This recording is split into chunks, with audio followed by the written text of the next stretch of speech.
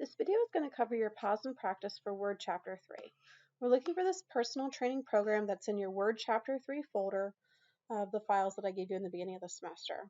We're just going to right click on the file this time and hit rename, or you can just click on the file name and it'll ask you to rename it instead of us hitting file and save as. And we're doing number 2 now. We're going to put in our initials. So you're going to put in your initials, not SLF, whatever your initials are, space PP for pause and practice, W3-1. We're going to hit enter, and then once we open up that file, we're going to look at a couple of different things. So this file has some track changes in it, and it also has some comments. One of the first things we're going to do for it is make sure that we hit enable editing so we can make changes to the document. And I'm going to zoom in just a bit. Actually, let's go to view. And I'm on the side to side from when I did a project before. So I'm just going to hit vertical so that I can view the document a little easier. And we're looking at, right now we've got Kelsey Kroll as the editor of this document. If we go to the review tab, we are going to open up the tracking dialog box. So this is the little itty bitty box in the tracking group on the review tab. And we're going to look at change username. So this is the username that is appearing, that's personalized with our Microsoft Office accounts. If you're using a parent's computer or a friend's computer, don't change this. But if it is your computer and your Office account that you're logged into, you want to make sure that your username is there as well as your initials. It could be backwards, it might not be. Either way is fine, but this is how you change that. And this is going to affect any edits that you make in the document because these initials and this name will appear. So we're going to hit OK and OK to exit that. And in the drop-down menu here, this is called your display for review. So we can see the original document, and I like to think of this as the original document we sent an instructor or maybe an editor for a paper or something like that. And our editor made a few changes. And then if you go into simple markup, you can see, okay, she made a couple of track changes somewhere where these red lines are, somewhere in these lines. And then you can see she made a couple of comments. Then if you go down to all markup, you're able to then see that she has comments and changes made throughout the document a little bit more detailed. And then if you go to no markup, this is what the document would look like if you accepted all of the changes in the actual document itself. So I'm going to hit the drop down menu and go back to all markup for this next step. And we're going to open our review pane right below all markup in that tracking group. So with this review pane open, we decide that we do not like this one revision. This be flexible and adjust your program to your lifestyle. She took it from this bullet here and moved it up here. So over here we can see the move, which is actually 2 revisions, the cut and the paste. We have 22 revisions. So we're just going to right click anywhere over here on this specific move, and we're going to hit reject move. After that, we're going to close out of our revisions pane. We're now at 20 revisions. And then I'm going to put my screen into a split screen so we can see all of our directions here. That would have been number 1, 2, 3, and 4, as well as 5. So we are on number 6 now, and it asks us to accept some changes in the document. So we're going to place our insertion point at the beginning of the document, and you can hit Control Home, or you can click at the top of the document right before developing. And on our changes, we are going to go into tracking, we're going to go, into changes, and we're going to hit accept on the first change. So we can hit, let's hit next. That's going to select the actual change itself, which is changing the margins on the left 1 inch and right on the 1 inch. And we can hit the top half of the accept button. Now we've accepted that change, and then we can move, click the accept button to accept the change, and it automatically moves to the next item, which is a comment. So now we are going to click the next button 3 times to skip the first 3 comments and to locate the next tracked change. So we are going to hit next, 1, 2, 3, and now here's the next change. We're going to hit the bottom half of the accept button, and we're eventually just going to accept all the rest of the changes that are in the document. So we're going to hit the drop down arrow below accept, and we're going to accept all of those changes. Then from there, we are going to be on number 7, and we're going to resolve a comment in the document and reply to it. So we're going to place our insertion point at the beginning of the document, and it wants you to practice navigating using these next buttons. So we're going to click at developing, and we're going to go into comments, and we're going to hit next, and then it takes us to this next comment, and we are going to resolve. Let me see here. Check. And my cursor may not have been where it needed to be, but we're resolving this comment here. So it's as simple as clicking on the resolve button over here on the right of that comment. Just says very nice report. There's no actionable item there, so we're just hitting resolve. And then we're going to click to the next comment, and it says be sure to, and we're going to reply to this comment, and we're going to type in thank you, comma, will do, exclamation point. Let me zoom in on this a bit. Thank you, will do, exclamation point. And then from there, we're going to be on number 8. So we're going to hit the next button, and you're going to delete this next comment. I'm just going to right click on the comment, and you can hit delete. And then it asks us to continue clicking the next to delete the remaining comments. Don't delete the first 2 comments on the page. So I'm going to right click and hit delete here. And scroll down. I don't think that there are any other additional comments. Actually, there are. So let's right click on those, and we're going to hit delete.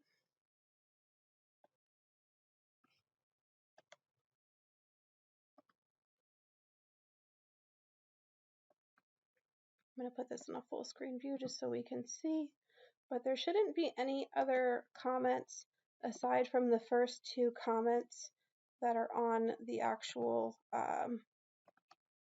document. First page, I mean.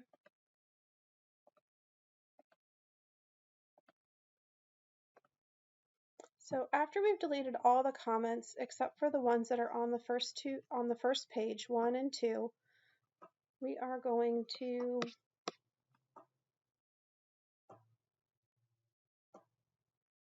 add a comment. So we're going to place the insertion point at the top of the document. So control home again on our document.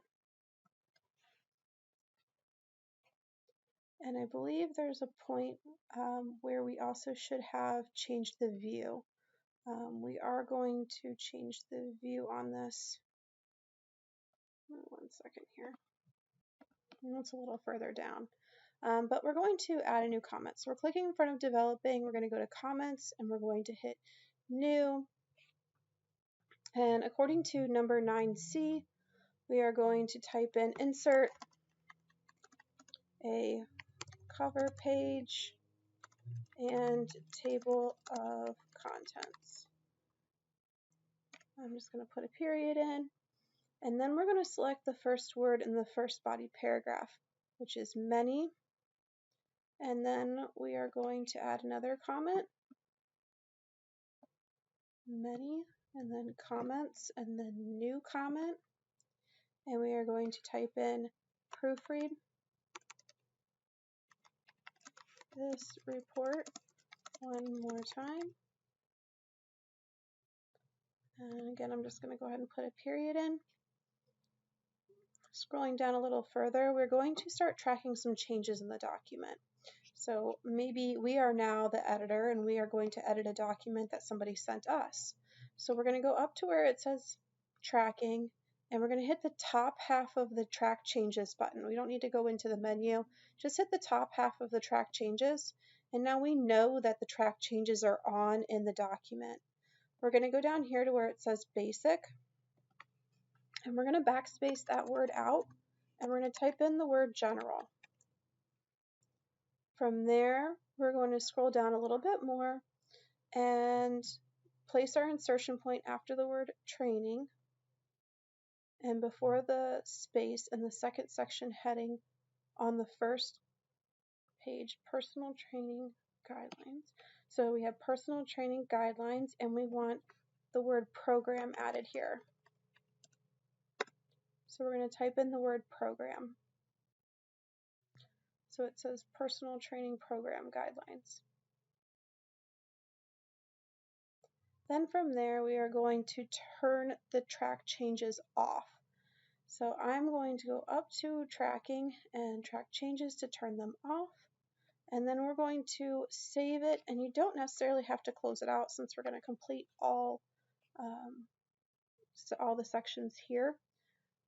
We're going to scroll down a little further, and now we are on 3.2. So over here you can hit FN and 12 and F12, or you can just hit F12 to launch that Save As dialog box, or you can hit File Save As. Either one of those options will launch this Save As dialog box, and you're going to take out the 1 and put in a 2.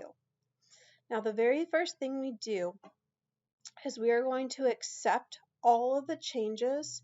So we're going to go into our changes group, and we're going to hit the bottom half of the accept button and hit accept all changes. And you want to make sure again that your track changes are not on anymore. This should not be blurred out. And then the next step is to delete all the comments. So we're going to hit the bottom half of the delete button in the comments group, and we're going to hit delete all comments in the document. So you should have accepted all the changes and deleted all the comments, and then we're going to insert what is called our first footnote, or I'm sorry, our first endnote. So we're going to click right here after PTP, and we are going to go up to the References tab, and we are going to click on Insert Endnote. So that's going to be this top little button right here in your footnotes group. Make sure that it is an endnote, or you can hit Alt-Control-D. An endnote goes all the way at the end of the document, and we are going to type in personal training program.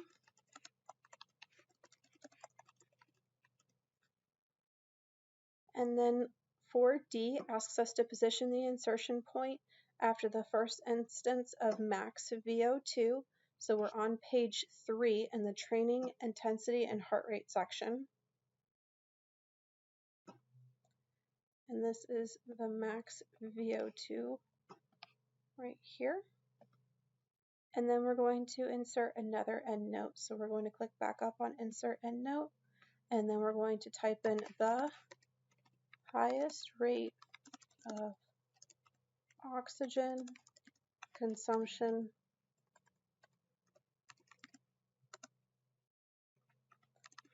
attainable during maximal or exhaustive exercise.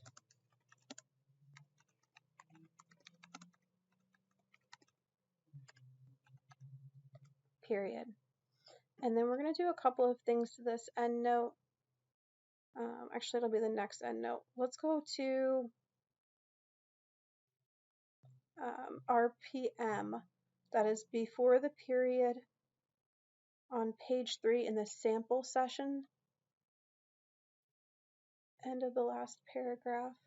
So we're looking for the sample session section here, and we are clicking right after RPM, and we're going to insert a third endnote. And in this third endnote, we're going to type in revolutions per minute.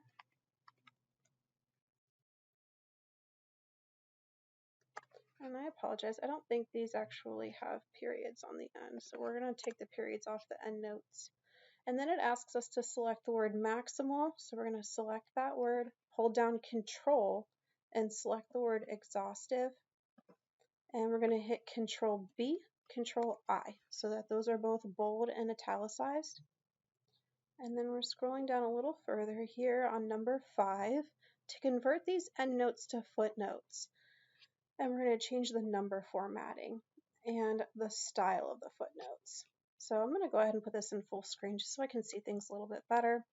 We're on the References tab. We're going to click outside of the footnote, and we're going to click in the little itty bitty box of the footnotes and to launch that dialog box launcher, and we're going to click Convert here.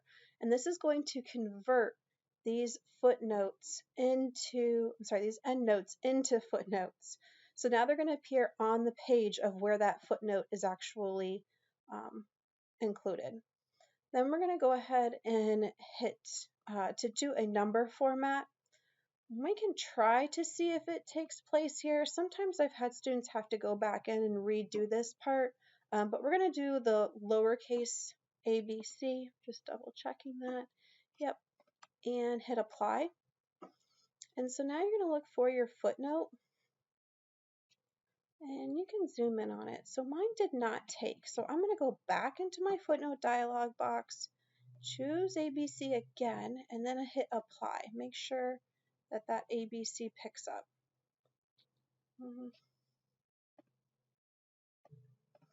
Alright, so I did have to play with this a little bit. I clicked on the footnote again, then hit footnotes, went back in, tried to do ABC, and then hit apply, and it was able to take it this time. If for some reason you're struggling with it, just make a note on your submission and an email to your instructor and just say footnotes would not alter from 1, 2, 3 to ABC, and we won't mark it off. Then from there, if you scroll down, we're going to get into formatting that actual style. So Word has all those different built-in styles, whether it's a title style or a heading style. The footnote style you can just alter by right-clicking on a footnote and then clicking on style. And then this will take you in to modify that specific style. And we're going to do a couple of things in here. We are going to set the font size to 9 point, change the line spacing to 1.5, and then we'll hit apply. So we're going to change this to 9 and then change this to 1.5, and you'll see it show up down here, 9, 1.5, and then hit OK, and then hit apply. So that will alter your footnotes just a bit. And then from there, we're going to go into the MLA 7th edition for the References tab. So I have APA already defaultly set. I'm going to choose MLA 7th edition. And then we are going to be on number 8. We're going to add a new source and insert a citation. So we are going to position our insertion point after the word schedule and before the period on page 1 in the general guidelines section at the end of the first paragraph. So right here at the end of schedule, I'm going to hit the space bar. And after I've hit the space bar, we are going to insert citation, and we're going to add a new source, and we're going to fill out the information that's listed here. So I'm going to go into references and hit insert citation, and we're going to go to add new source.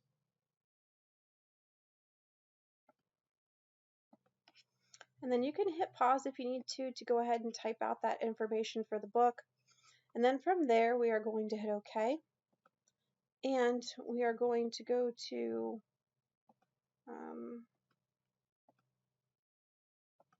and I'm just now realizing, sorry, I think this needs an E on the end of Burke. So it's actually good practice. You can click on the citation and hit edit citation, and I'm sorry, edit sources, edit source, and we're going to go back in here. I'm going to add an E on Burke, and then we do need to update this tag name to B-U-R-K-E. B-U-R-K-E. Once it matches this, then you're good to go forward. I'm going to hit OK, and yes, I'm going to update in both lists if I need to. And then it asks us to go to the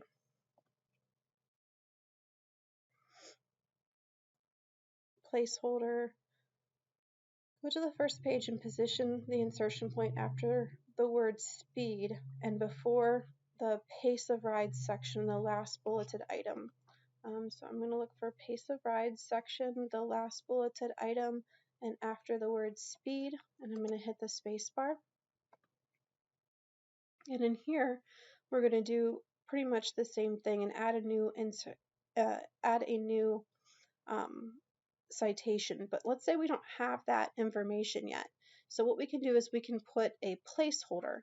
So if you go to Insert Citation and then type in or click on Add New Placeholder, then we can type in Velo News, no space, capital V, capital N, and hit OK.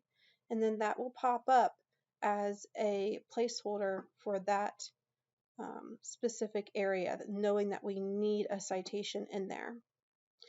Then we're on number 10, and we actually go into Manage Sources to edit that Velo News section and edit that Velo News source anyway. And then we're going to go in and add another news source, which is another book. So we're going to click on Manage Sources. That's in the center of our References tab. And we're going to click on Velo News, and then we're going to hit Edit.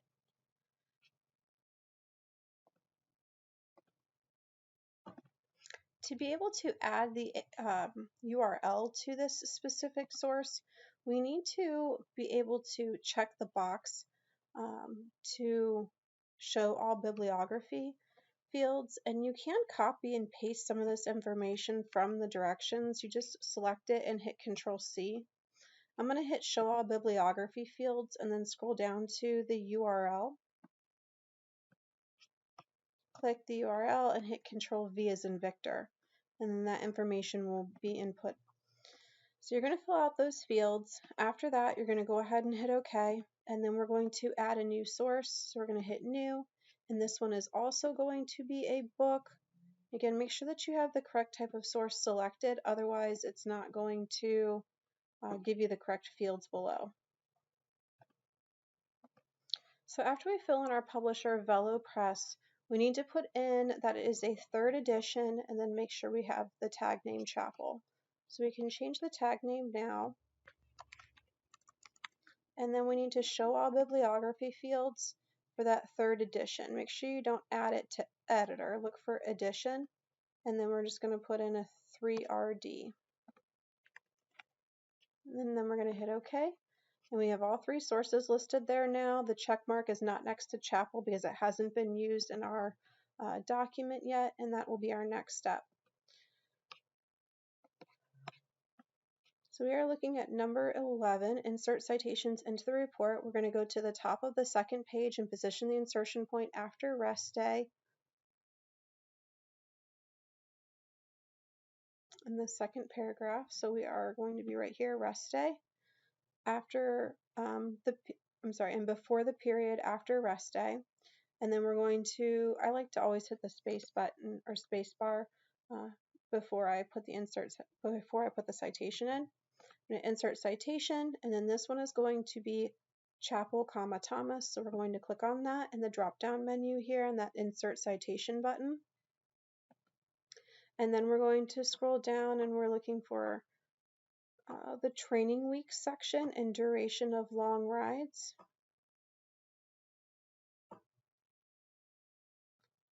I think that may be up on the first, this section here. So we're on duration of long rides, and we're in the last bulleted item. And right after training week, I'm going to hit the space bar and then insert citation, and we're going to put Burke Edwards citation in. And then we're going to look in the other heart rate factors section. So I'm going to scroll down and zoom out a bit here so I can see what's going on. And in the other heart rate factors section, at the end of the paragraph, we're looking for the word overtraining. So here's overtraining right here. I'm going to hit the space bar again, and this time we're putting in the Velo News and text citation. Number 12 asks us to use the researcher to insert a citation. You may or may not have this option on your Office product, but we're going to go ahead and see. I believe I have it, so we'll follow this step, but if you need to skip 12, you can. So we're going to place your insertion point after the maximum heart rate section and before the period, training intensity and heart rate section, first paragraph. So let's see here.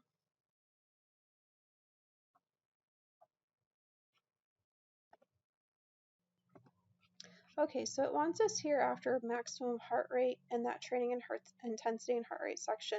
Again, I'm going to go ahead and hit the space bar, and we're going to click on the References tab, and we're going to be in the Research group, and we're going to hit this search option here.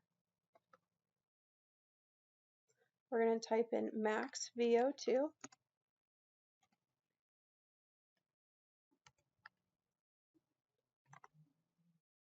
We're going to review the results, and then we are going to click the plus sign in the upper right corner on the top of the resources. So I have a little bit different results here. Let me look at this for 1 second. So I don't have the plus sign to automatically add the in-text citation. Mine looks a bit different. So if you are able to do that step and you want to complete that step, that's great. And add that first VO2 max record citation to your document, you can. You do not need to update your bibliography at this time, and then you can review that citation. All right, so we're going to go to the very end of our document. We're going to click there and we're going to hit Control Enter to put a page break in. After we put our page break in, we are going to add a bibliography. So in the drop-down menu for bibliography in the center of your ribbon, you are going to choose the references. And then we are going to review our references here and click after references and hit Control E to center it up. And then we're going to change the spacing after to 10 point. So I'm going to go to the Layout tab and change the spacing after to 10 and hit Enter. And then on the Styles drop-down menu, it has us change it from MLA to APA. So we're going to go to the References tab, Style, and instead of MLA, we're putting it back to APA 6th edition. Then we're going to save it, so hit Control S, and then you can hit FN and F12 or F12 or File Save As, and you're going to have this now as 3-3. Our first step in this is going to be to apply heading styles to a couple of different areas, heading 1 and heading 2. So we are going to, let's open this up, and I'm going to go View and hit Multiple Pages, and we're going to scroll all the way up, and I'm going to select General Guidelines, hold down Control, Personal Training Program Guidelines, More About Long Rides, again still holding down Control, Training Intensity and Heart Rate, and using a training log. Now before I scroll down, I have to let go of Control, otherwise it's going to zoom my screen in and out, and I actually don't have any heading 1s down here. This will be heading 2. So I have all 5 sections that are going to be heading 1, so I'm going to go to the Home tab and I'm going to hit heading 1. Then I'm going to select everything that's underlined. Pace of rides, number of rides per week, duration of rides, distance for long rides, suggestions for long rides, sample session, other heart rate factors, and then suggestions for using a training log. Those are all going to be heading 2. So you're going to click on heading 2. Then I'm going to hit Control Home to put my cursor at the top of my document, and I'm going to zoom back in. And then that took care of applying those heading 1 and heading 2 styles. Next, we're going to add a page break. So I'm right before developing a personal training program. I'm going to hit Control Enter to put a page break in, and then I'm going to hit my left arrow key on my keyboard twice to get right back before that page break. Once I'm before the page break, I'm going to insert a table of contents. So we're going to go to the References tab and go to Table of Contents, and I'm choosing Automatic Table 2. And here's where you can double check your headings, and you can see I applied 1, 2, 3, 4, 5, and then 6 would be my references, heading 1 styles that don't have an indent, and then the rest of them are going to be heading 2. So you can kind of double check that here, which is nice. And we actually changed this to a custom table of contents. So we're going to go back into table of contents and go down to where it says custom table of contents. And we're going to click on the formal drop down for the format. We're going to change this to formal. And we're going to set the number of levels to 2 because we only did heading 1 and heading 2. From there, we're going to go ahead and hit OK. And then we are going to hit yes to replace the table of contents that we are currently using. And everything else was already there, so we didn't need to change any of that. Number 6 asks us to insert a page break, and then we're going to update the table of contents later based on that page break. So what's neat about the table of contents is that you can hold down Control and then click on number of rides per week, and it'll take you then down to that section. So it might take some clicking around, but you're able to then put a page break in front of here. So hold down Control and then hit Enter. And then it says to repeat this process for suggestions for long rides and using a training log. So we're going to go down to suggestions for long rides, and then we're going to go down to using a training log. Now that we have 3 different page breaks in there, the next step is to place the insertion point in the table of contents, and we're going to update that table. And we're going to update the entire table so that way it reflects those new page numbers. So we're going to click in here, and then you can click Update Table at the top, and then we're going to hit Update Entire Table and hit OK, and it will update those page numbers to match the page breaks that you just completed. And with the entire table still selected, we're going to go to the Home tab and hit the drop-down menu for the font styles and change this to Calibri, or Calibri, however you want to pronounce it.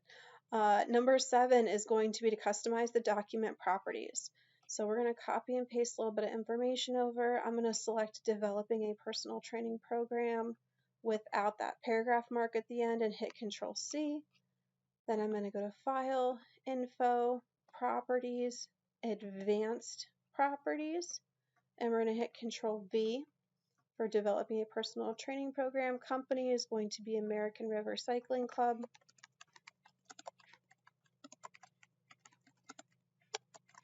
And then your manager is going to be Alicia Sokol. Once you hit OK and exit the Backstage view, it asks you to remove the author. If you just right click on the author here, we can hit Remove Person. That's fine. And then edit the Backstage view. We're going to insert a cover page. So we're going to go up to, I'm going to hit Control Home first, and then go up to Insert, and then we're going to hit Pages, and we're going to go to Cover Page. We are looking for Semaphore, S-E-M-A-P-H-O-R-E. Once we add the Semaphore cover page, we are going to update the date field. So we're going to hit the drop-down menu. So click on it, then the little arrow will pop up. You can click on Today. Then we're going to scroll down a little bit further, and we're going to do a little bit of formatting to the cover page. So C asks us to click the author in the document property field handle, and we're going to delete that field. So we're going to click on the author, click on the 3 little dots, and then hit delete, not backspace. Make sure you hit delete. Right after that, we're going to go into quick parts. So we are looking for some quick parts. Let's go to shape format. I'm actually going to make this a little bigger. I need to see the whole thing here.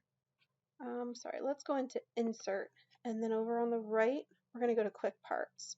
Here's where we're going to go to document property, and we're going to go to manager. So Alicia Sokol will then pop up,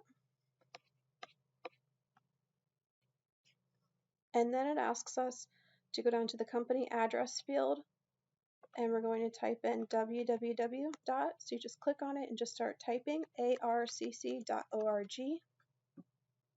And then we're going to click where it says document subtitle and click on the 3 little dots and hit delete on your keyboard. And then we're going to click on the title here, and again click on the 3 little dots, hit Control B for bold. And we are now going to be on number 9. So we are going to place our insertion point at the beginning of the document, which is on the cover page that it's already on, and we're going to click the footer button to edit a footer.